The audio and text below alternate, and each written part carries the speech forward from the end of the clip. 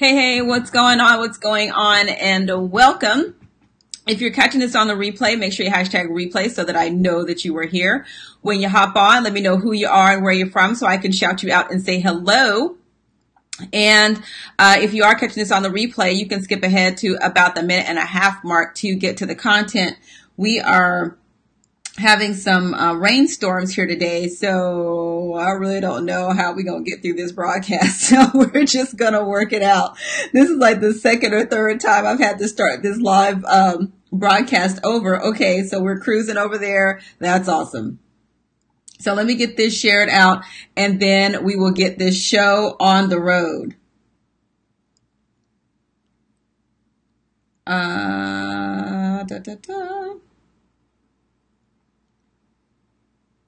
Let's see here.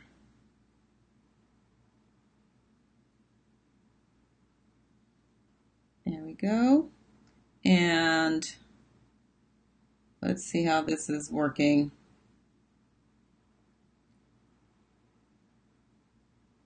Okay, so I think we're cruising along here based on my phone. All right, awesome. So let's get started with the housekeeping announcements. Okay, 'tis the season for dates, y'all. We got a laundry list of them, so here we go. The IRS is still scheduled to open on January 28th. And I'll go through the dates and then I'll get back to the update on the whole shutdown thing. All right. January 31st is the deadline for filing 2017 taxes for residents of areas impacted by Hurricane Florence. That is, if you had a valid extension already filed. So if you owe and you didn't have an extension filed, then you need to reach out to the IRS. If you are getting a refund, you don't need to worry about that. If you live in areas impacted by Hurricane Michael, you have until February 28th to file your 2017 taxes again if you had an extension filed. If you have a refund that contains the earned income tax credit, those tax refunds are still due to be released after February 15th. March 15th is the deadline for S-Corps and partnerships. The failure to file penalty for S-Corps is $195 per month, and for partnerships is $200 per month if you don't file or file an extension by March 15th. And then April 15th is tax day. And that is also the due date for your Q1 estimated tax payment. So I'm telling you, my business owners, don't be waiting until the last minute because you might have checks to write to the state, to the feds and the state twice. Okay. So that is it for the housekeeping announcements as far as the dates are concerned. Let me give you a quick update on the IRS shutdown. So like I said, the IRS is still scheduled to open on the 28th, but that's not the end of the story.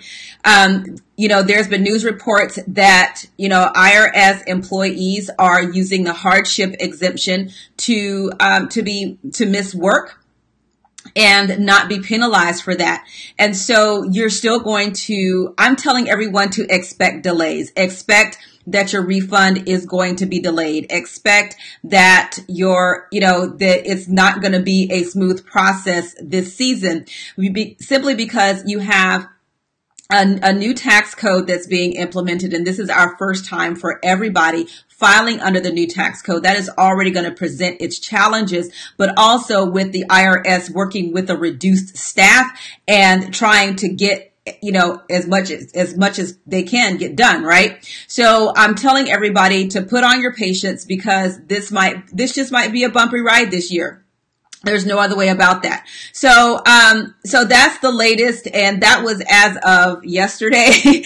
So if anything else has happened today, I don't know about that yet. But, the last I heard that, that's what's happening because, the reality is that, you're talking about people who are going without paychecks. It costs money to get to work. You got to pay for gas. You got to pay for childcare. You got to pay for lunch. You got to buy groceries. All of those things are, have to happen, when you're going to work. So like I said, expect for it to be a bumpy ride this season. until we hear something different, and just put on your patience with your tax professional, with the IRS, because at the end of the day, the IRS isn't the one that's making these decisions. Decisions are being made for them. Okay. And as far as your tax professionals are concerned, we are here to prepare your taxes as best, to the best of our abilities.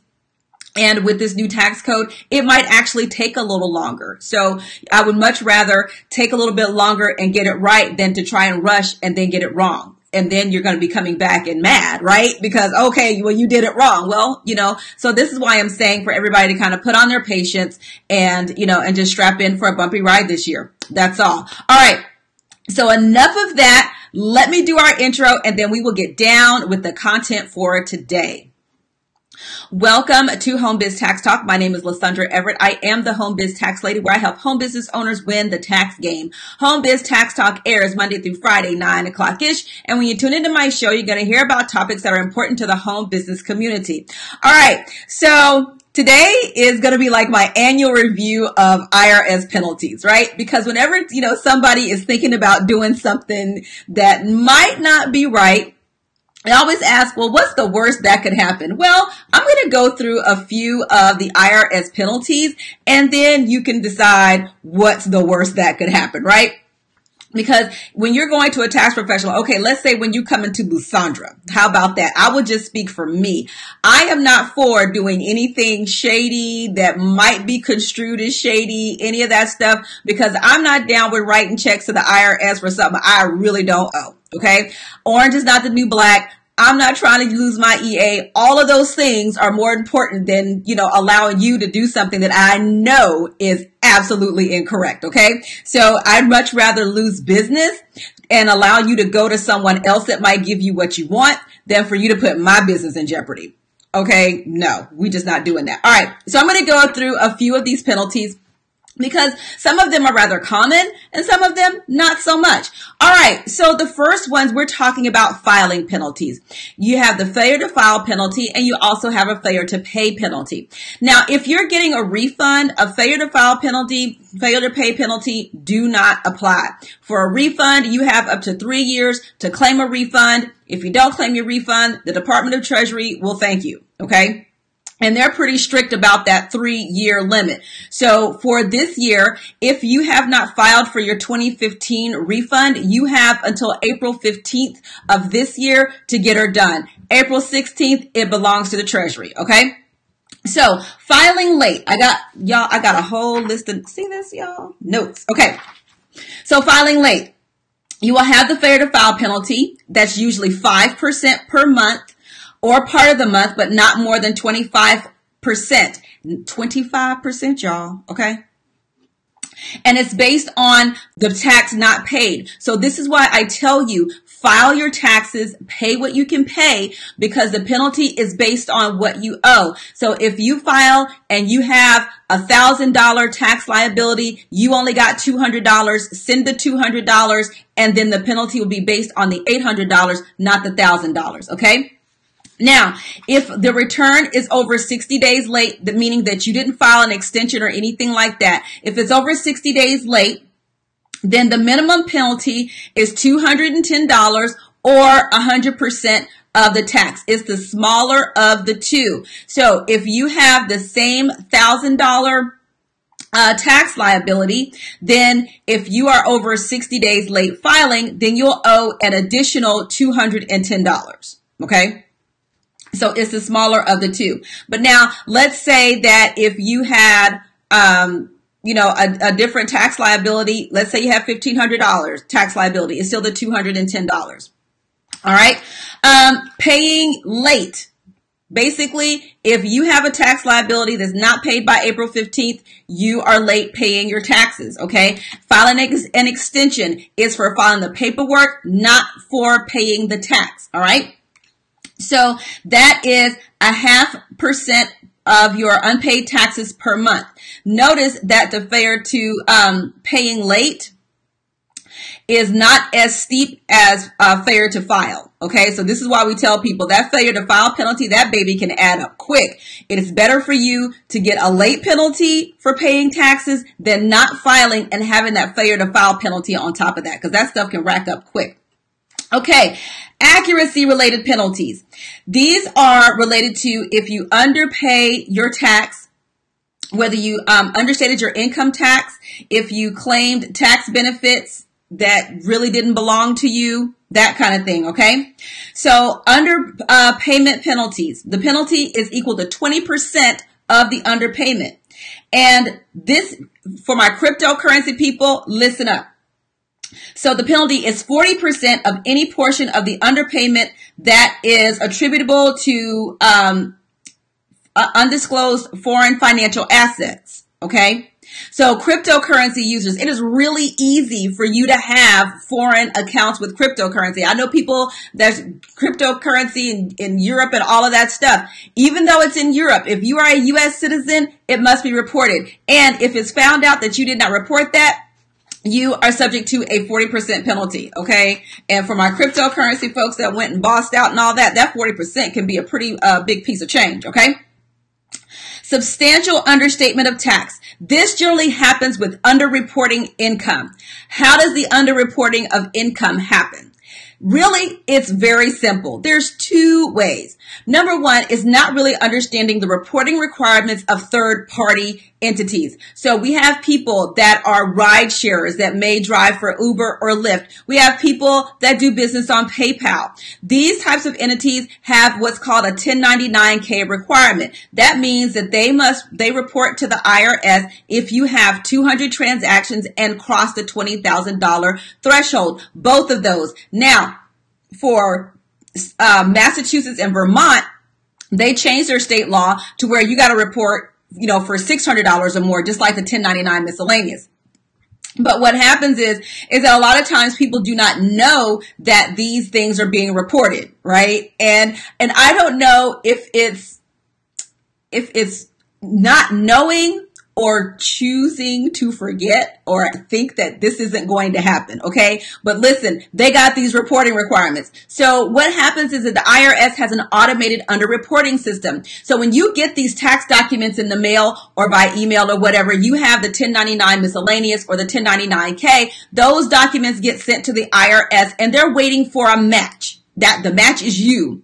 So if they've got this form sitting there and then you never show up, then they come back and say to you, hey, we have this amount that was reported for you, and based on what you filed, this is what the change is, and this is what you owe us. Okay? So that can be really ugly. And so the understatement is considered substantial if it exceeds 10%. Exceeds the greater, okay? Because listen, with the IRS, you got the greater, the smaller, the equal to. Look, you got the alligator going this way and the alligator going this way. Who learned that in elementary school? Okay.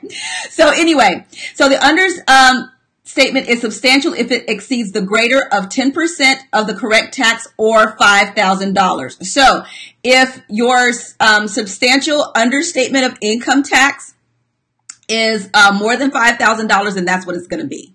Okay. So it can be ugly. So you want to make sure to report all of your income. Okay. All of it, whether you get a form or not. This is one, filing for erroneous claim for refund or credit. This is for all of my people that want to go and rent some Social Security numbers so you can get some earned income tax credit. Okay.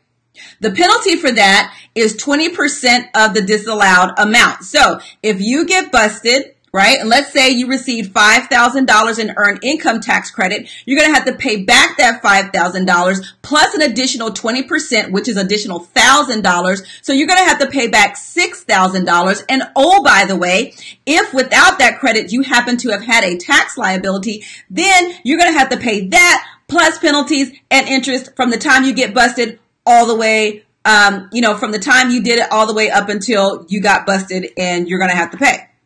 Okay, so just don't do it.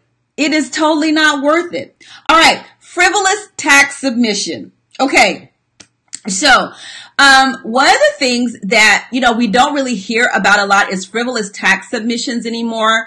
But you usually get these when you have people that, really believe, income tax is theft. I shouldn't have to report this income and this, that, and the other. Listen, the IRS is getting tired of that stuff and people are frying, like seriously. So when you have a frivolous tax submission, which is one that doesn't include enough information to assess the correct amount of tax, or it includes altering or striking out the penalty of perjury language. I told you, when you sign your return, if you look at the small print, it says under penalty of perjury. If you strike that out and sign your return and send it in, that is a frivolous return. And you can have a penalty of $5,000 for that.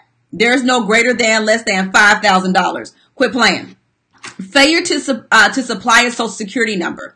You can be charged $50 for each failure. So let's say you go to a bank, you open up a savings account, and they ask for your social security number. Well, if you don't want to give it to them, you can be charged $50. Just like at work, if you fill out your W-4 at work and you don't want to supply your social security number, you can be fined $50 for each of that. So if you do that twice, that's $100 of penalties for not supplying your social security number when you really need to. Also with foreign banks, because see, we have, like, people think that, with all this drama going on in the world, like, yeah, these heads of state might be fighting, on TV, but on the background, on the business end of these countries, everybody's cooperating. So you have people that want to go stash some money somewhere. If they ask for your social security number, that means they are reporting directly to the IRS. So when people go and try and hide money, it might take them a minute, but oh boy, you will get caught up, okay? So just do the right thing and supply your social security number. All right, this is one of my fun ones. Illegal source financial crime. So basically, if you are getting money from doing something illegal, you still have to report the income, okay? So this is how, I talk about how a criminal matter can turn into financial crimes really quickly, because this is how you either file for the income or you didn't. You either claimed the income or you didn't. This is the big thing about Al Capone, right? Al Capone, out of all the stuff he did, he went to jail for financial crimes because he didn't report his income. So even though you might, be a street pharmaceutical salesman, you still got to report your income. But if you don't, the failure to file is 15% per month, or for each part of the month that your return is late, up to a maximum of 75% of what you owe. Now, I don't know about y'all, but I don't know any street pharmaceutical salespeople personally, but I watched New Jack City. They ain't look like they was broke, okay? I'm just saying. So that can be a lot of money, right? Okay.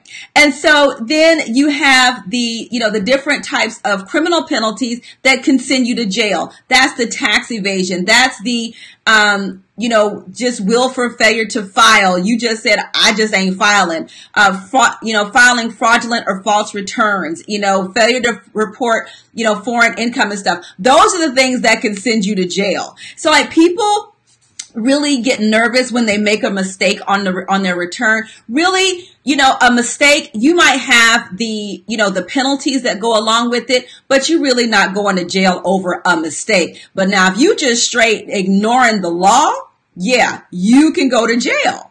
Okay. Ask DMX. He in there right now. Okay. So ask Wesley Snipes. He just got out not too long ago. So those are the types of things that can send you to prison. But I just caution people with this.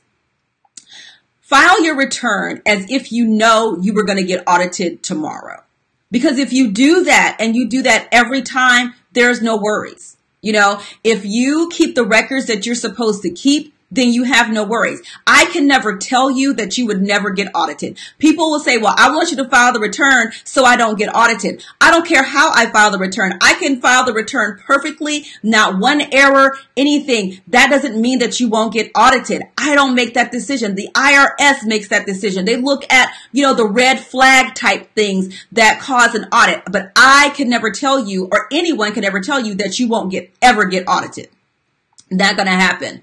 But if you prepare your returns as if you were going to get audited tomorrow, then it won't matter if you get audited tomorrow, because you're going to have the documentation to substantiate whatever it is that you claimed. But honey, you can best believe that whatever it is that you decide to do that's shady, that the IRS has a penalty for that, and they will enforce said penalty. Okay. And if you think you going to jail takes away owing the tax liability, absolutely not. If you get sent to jail and you have to pay X amount of tax, that tax is waiting on you when you get out. Okay, Paul Manafort and Michael Cohen, they got some back taxes to pay. They're going to jail, and that tax liability is going to be waiting to greet them when they get out. It ain't gonna be pretty. Okay, so yeah, that's the worst that can happen. So you decide which of the penalties you would like to have and go with that. Right? Go with if you want to pay an additional 20%, do you, boo? But it won't happen over here at Ever Tax Solutions. That's for show. All right. So guys, thank you so much for tuning into Home Biz Tax Talk. Again, we air Monday through Friday, 9 o'clock ish, and you can tune in right here. You can come here and get your home business questions answered. All right. Have a great day, and I'll see you next time. Bye.